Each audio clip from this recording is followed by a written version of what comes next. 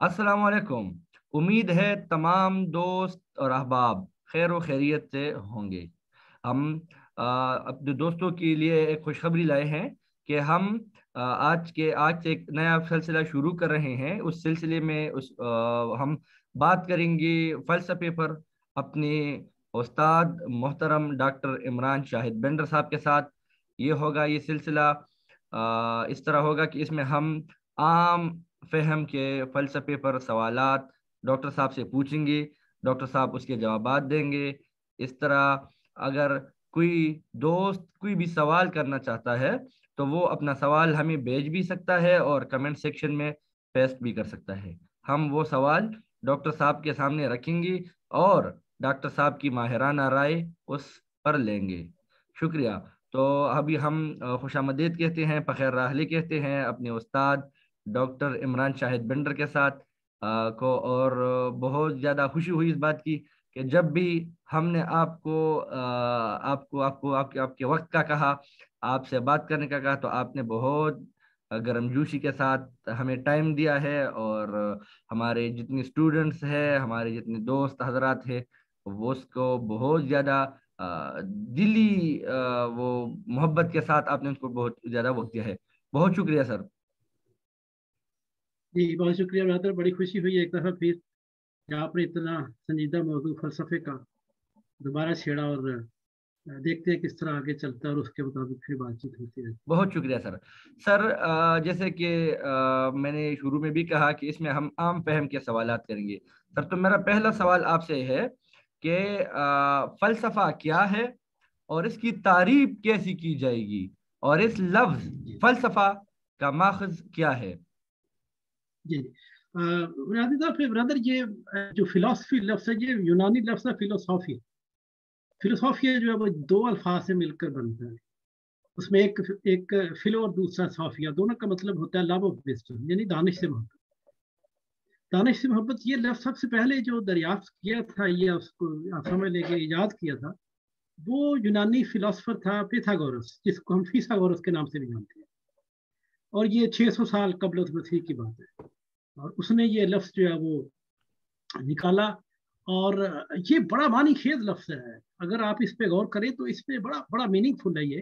वो इस हवाले से कि ये इसका जो मुकम्मल तौर पे जो ताल्लुक बनता है वो इंसान के साथ बनता है। क्योंकि दानिश से मोहब्बत, इंसान की दानिश से मोहब्बत, इंसान की अकल से मोहब्बत। और अकल क्या, अकल वो जो एक प्रोसेस से गुजरती है, एक तफक्री प्रोसेस से गुजरती है, एक फिक्री प्रोसेस से गुजरती है, ख्याल करती है, चीज़ों को समझती है, चीज़ों की तफहीम करती है। तो ये तो बहुत बड़ा, मैं समझता हूँ कि एक इनकलाबी कदम था जो कि यूनान में उस वक्त उठाया गया, फिर उससे बाकायदा उसको नाम दिया। तो ये जो तारीख है वो तो यही है कि दानिश से मोहब्बत, इंसान से मोहब्बत, इंसान की मरकजियत से मोहब्बत, और बल्कि इंसान की मरकजियत को कायम करने की कोशिश करना, उसकी अपनी पावर्स के, उसके अपने इख्तियारात, उसकी अपनी सलाहियतों के थ्रू। तो इस हवाले से ये बड़ा काबिल तस्वीर। और दूसरा जो यही फिलॉसफी भी यही ज़ाहिर है, जो उसका मतलब है ये बिल्कुल यही है। और तफक्कुर करना बुनियादी तौर पे, जिस तरह के हेगल कहता है कि जो जो फिलॉसफी है वो इंसान के दाखिली वजूद की पुकार है। मतलब इंसान ने फिक्र करना है, उससे चीज़ों को समझना है। तो दाखिली वजूद की पुकार का मतलब यही है कि ये जो फिलॉसफी है ये इंसान के अंदर उसका एक फितरती हिस्सा है, उसके दिमाग की एक्टिविटी है, उसके जहन की वो एक सरगर्मी है जिसको वो बुरुए कर लाता है और वो अपने इर्द गिर्द की दुनिया को जानता है। बहुत शुक्रिया सर। सर ये एक और क्वेश्चन जो बहुत ज्यादा सामने आता है वो है, शऊर पहले है या वजूद, और शऊर और वजूद के माबैन ताल्लुक क्या है।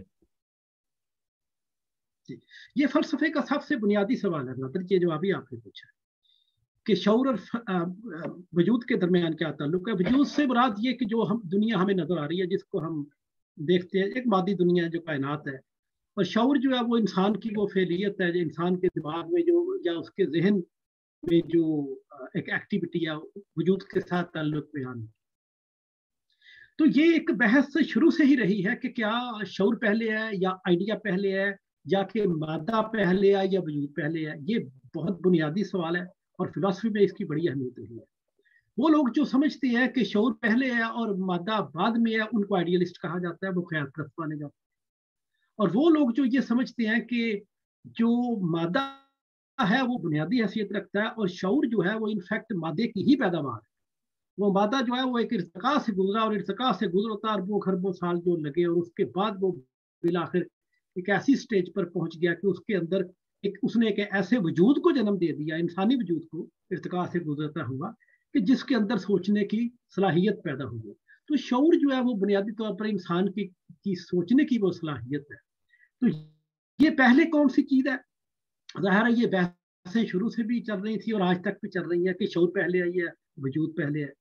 تو اگر ہم کہتے ہیں کہ مادہ پہلے ہے تو ہم مادیت پرست ہیں, اور بیسیکلی جو لوگ یہ سمجھتے ہیں کہ جو شعور ہے وہ مادے کی ایک انفعالی یا پیسو فارم ہے, کہ جو مادہ وہ اس کو جنم دیتا ہے اور جو شعور ہے بس وہ اس پر وہی رقم ہوتا ہے جو کہ مادے نے یا خارجی دنیا نے کیا ہوتا ہے. تو یہ بنیادی طور پہ اس کی ایک پیسو شکل ہے. پیسو شکل سے مراد یہ کہ اس میں شعور کا جو فعلی کردار ہے وہ تقریباً ختم ہو جاتا ہے. تو یہ ظاہر ہے جو خیال پرست ہے وہ اس بات کو نہیں مانتے ہیں. وہ خیال پرست کہتے ہیں کہ وہ جو آئیڈیا ہے یا شعور ہے وہ پہلے ہے اور مادہ اس پر وہ اپنی جو فعلیت ہے, جو ایکٹیویٹی ہے, اس کو وہ رقم کرتا ہے, اور اس کو رقم ہی نہیں کرتا بلکہ اس کو شیپ اپ بھی کرتا ہے, اس کو متشکل بھی کرتا ہے. تو یہ دو انتہائیں ہیں. ان دونوں انتہاؤں کے درمیان جو چیز آ جاتی ہے ماڈرن فلسفی کے اندر, وہ ڈائلیکٹکس آ جاتی ہے, اور خاص کر جو ڈائلیکٹکس جو جرمن فلسفی کے اندر جس طرح بالخصوص ایمانوئل کانٹ نے اس کو ڈیولپ کیا, اور اس کے بعد وہ چلتی ہے فکتے کی شکل میں آئی, اور پھر ہیگل میں وہ بالکل انتہا پر چلی گئی, اور آج تک ہم اسی کے درمیان, جس طرح وزیدک کہتا ہے کہ ہم ہیگل کے شیڈو میں ہی رہ رہے ہیں اور اسی میں ہی آج تک زندہ ہے. تو اس کا یہ ہے کہ جو شعور ہے وہ الگ کوئی چیز نہیں ہے مادے سے, اور مادہ شعور سے الگ نہیں ہے. دونوں کی انٹرپینیٹریشن ہے, انٹرپینیٹریشن آف دی اپوزٹس, کہ دونوں جو مخالف ہے ایک دوسرے کے وہ ایک دوسرے میں سرایت کیے ہوئے ہیں. مخالف اس حوالے سے کہ جو شعور ہے وہ نظر نہیں آتا, جو مادہ ہے وہ نظر آتا ہے, لہذا دونوں ایک چیز ہے اور دوسری نہیں ہے. تو اس حوالے سے وہ ان کی جو مخالف ہے, لیکن اپوزٹ مطلب, اور لیکن پینیٹریشن ہے کہ مادہ جو اس کے اندر شعور ہے اور جو شعور ہے اس کے اندر مادہ ہے, کیونکہ وہ بتاتے خود مادے کی پیداوار ہے. تو یہ ایک جدلیاتی تعلق ہے جو ان دونوں کے درمیان میں بنتا ہے, مادے اور شعور کے درمیان. اور اگر ہم یہ مانتے ہیں کہ دونوں انٹرپینیٹریشن آف دی اپوزٹس ہے, تو پھر اس کا مطلب یہ ہوا کہ ہم جدلیاتی مادیت پر یقین رکھتے ہیں. ہم نے وہ مادے کا جو ایک پیسو ریفلیکشن ہے شعور, اس کو بھی ریجیکٹ کر دیا کیونکہ ہم کانٹ کی مادیت سے باہر نکلنا چاہتے ہیں. اور دوسرا ہم نے جو شعور کا فعلی کردار ہے اور مادے کا کہ مادہ اس کو متعین بالکل ہی نہیں کرتا, ہم نے اس کو بھی ریجیکٹ کر دیا کیونکہ وہ ہمیں سیدھا ایک مابعد الطبیعاتی دنیا میں لے جائے گا جہاں پہ ریالٹی یک طرفہ ہے, جامد ہے, ایک وہ مذہبی یا الہیاتی شکل اختیار کر لیتی ہے کہ جو تبدیلی ہے وہ اوپر سے آئے گی, لہذا وہ چیزیں جو تعین کرتی ہیں خاص کر مادہ اس کی بالکل اہمیت ختم ہو جاتی ہے. تو ہم تو یہ کہتے ہیں کہ شعور جو ہے وہ متعین کرتا ہے, بے شک وہ انسان کا شعور ہے, بے شک وہ خدا کا شعور ہے, وہ متعین ضرور کرے گا, لیکن متعین وہ ایک گیون سچویشن کے اندر کرے گا, اور وہ گیون سچویشن جو ہے وہ اس کو شعور کو متعین کرے گی. تو یہ بنیادی اس میں چیز ہے. بہت شکریہ سر. سر ایک اور سوال, فلسفہ کیسے وجود میں آیا؟ یہ سوال پھر وہی میرا خیال ہے اسی کی طرف ہمیں دوبارہ جانا پڑے گا کہ فلسفے کی ضرورت کیوں پڑی. دیکھیں انسان جب دنیا میں آتا ہے اور جب وہ ایک ارتقائی پروسیس سے گزرتا ہے, اور ارتقائی پروسیس سے گزر کر وہ بالآخر ایک ایسی سٹیج پر, ایک ایسی مرحلے پر چلا جاتا ہے کہ وہ سوچنے سمجھنے کا حامل ایک وجود بن جاتا ہے. تو پھر وہ سوچنا شروع کرتا ہے کہ میں کون ہوں, میں کہاں سے آیا ہوں, میرا اس کائنات کے ساتھ کیا تعلق ہے. اور پھر جب وہ اس پروسیس سے گزرتا ہے تو اس پروسیس سے گزرتا ہوا وہ ایک تاریخی مرحلے سے گزرتا ہے, اور پھر وہ ایک سماجی مرحلے میں داخل ہو جاتا ہے. سماج جو ہے وہ کیونکہ انسان کی اپنی فعلیت, وہ اس کی اپنی ایکٹیویٹی کی پیداوار ہے. سماج انسان کا اپنا وجود ہے, یعنی سماج جو ہے وہ انسان کا اپنا آبجیکٹو وجود ہے, اس کا معروضی وجود ہے. تو پھر انسان اس کو سمجھنے کی کوشش کرتا ہے کہ میں اور میرا جو یہ جو خارجی وجود ہے اس کے ساتھ کیا تعلق بنتا ہے اور اس کو کیسے جاننا ہے.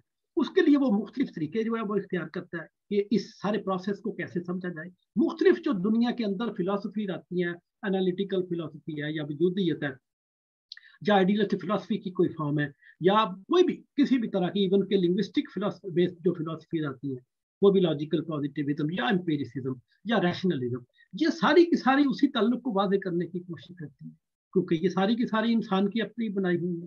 तो ये उसी ताल्लुक को वादे करने की कोशिश करती है कि भाई इंसान का यानी मेरा इस कायनात के साथ, इस समाज के साथ क्या ताल्लुक बनता है, और उस ताल्लुक की नोयत क्या वो ताल्लुक मंतकी है।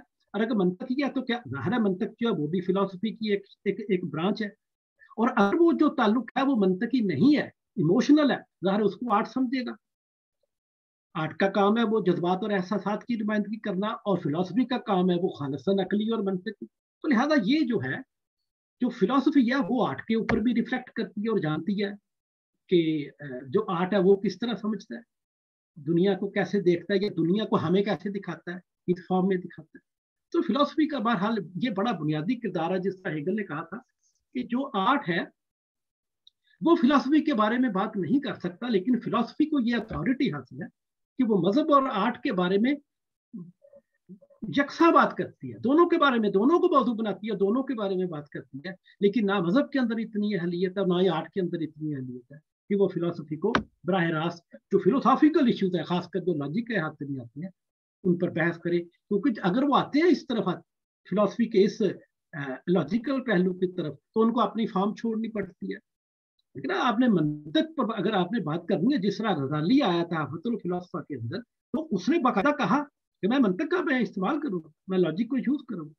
और जाहिर है उसके बगैर तो वो चारा नहीं है, उसके बगैर तो वो इब्ने सीना और फराबी को जवाब नहीं दे सकता, इसलिए उसने बहरहाल ये बात की। तो जब हम फिलॉसफी पर बात करते हैं तो दरअसल हम फिलॉसफी के दायरे में दाखिल हो जाते हैं, और हम जब अपनी जो फॉर्म होती है हमारी, बेशक वो मजहबी है, बेशक वो आर्टिस्टिक है, उससे हमें दस्तबरदार होना पड़ता है, और फिलॉसफी के सामने जो है वो घुटने टेक के तो बात करनी। बहुत शुक्रिया सर। सर फलसफे के आम इंसान पर असरात क्या मुरतब होते हैं? ये एक बहुत अहम सवाल है, और आपने देखा होगा कि ग्रुप में भी इससे मिलते जुलते सवाल लोग करते रहते हैं कि इसका आम आदमी की जिंदगी से क्या ताल्लुक है। आपको याद होगा कि लेनन ने एक बार बड़ी इंटरेस्टिंग बात की थी। उसने कहा था कि मुझे अगर 6 माह या शायद 2 साल बच्चों को पढ़ाने के लिए मिल जाए तो मैं वो सारा नक्शा ही चेंज कर दूंगा, ऐसा बीज बो दूंगा बच्चों के जहनों के अंदर कि वो कभी उसको जड़ से उखाड़ के फेंका नहीं। ये लेनन के अल्फाज थे। बेसिकली ये पावर ऑफ आइडियोलॉजी है। तो फिलॉसफी जो है वो बराह रास्त आम इंसान की जिंदगी पर असर नहीं डालती, वो एक प्रोसेस से इंसान गुजरता है। मिसाल के तौर पर अगर ये स्कूलों में फलसफा बतौर सब्जेक्ट पढ़ाया जाता है तो उसमें देखा ये जाना है कि बच्चों के सोचने का अंदाज कहता है कि आप वो मंतकी तौर पर सोचते हैं, या कि वो चीज़ों को बना बनाया और इसी तरह यकतरफा जामद और जस्ट वो कि भाई इसी तरह ही था शुरू से और इसी तरह चलता आ रहा है, उसी तरह समझते हैं, जाके वो उस प्रोसेस को जानना चाहते हैं जिस प्रोसेस के तहत चीजें वजूद में आती हैं, बिकमिंग के प्रोसेस से गुजरती हैं, और फिर वो खत्म हो जाती है और फिर अगले मराहल आ जाती है। तो ये एक सारे का सारा प्रोसेस है कि जिसको फलसफा डील करता है। दूसरा जो फिलॉसफी है उसके बगैर हम समाज को बिल्कुल एक आला दर्जे पे जाके समझ नहीं सकते हैं, क्योंकि फिलॉसफी जो है वो हमें मेथड देती है, हमें सोच देती है, हमें वो फिक्री औजार देती है, बिलखसूस जो मंतिक वगैरह है, जिनको यूज करके हम उसको समझने की कोशिश करते हैं। बात का देखें, बिल्कुल वो जो फिलॉसफी है वो एक एब्स्ट्रैक्ट फॉर्म में, खासकर जिस तरह हेगेलियन लॉजिक है, डायलेक्टिकल प्रोसेस सारे का सारा जो गुजरता है, बीइंग, नथिंग, नथिंग बीइंग और बिकमिंग, तो 3 जो मराहिल आते हैं हेगेलियन फिलॉसफी के अंदर, वो बड़े एब्स्ट्रैक्ट हमें लगते हैं। और वो जब हम उसको पढ़ते हैं तो बिल्कुल लगता है कि ये तो बिल्कुल हम एब्स्ट्रैक्शन में चले गए हैं। तो उसमें वो एक तरह का बिल्कुल लगता है जिस तरह वो थ्योरी है हम पढ़ रहे हैं, सिर्फ थ्योरी है, इसके अंदर जो प्रैक्टिकल तो हमें कोई चीज नजर नहीं आ रही। लेकिन जैसा कि वो मार्क्स ने कहा था कि जो थ्योरी है वो एक कुव्वत बन जाती है, वो एक इनकलाबी कुव्वत बन जाती है, एक मटेरियलिस्ट फोर्स बन जाती है जब वो हमारे अजहान को मुसख्खर कर लेती है। अगर एक आइडिया हमारे जहन में बैठ गया तो दरअसल वो मटेरियल फॉर्म में आ गया, क्योंकि वो पावर रखता है, वो ताकत रखता है। और ये बिल्कुल यही बात मार्क्स ने की थी। तो ये है कि इंसान की जिंदगी पर जो उसके असरात होते हैं, वो हमारे जो स्कूल की एजुकेशन, हमारी जो जिस तरह भी आप कर रहे हैं, या जिस तरह हमने वो अपना ग्रुप जो जतलियाती फलसफा बनाया होगा उस पर लोग आते हैं।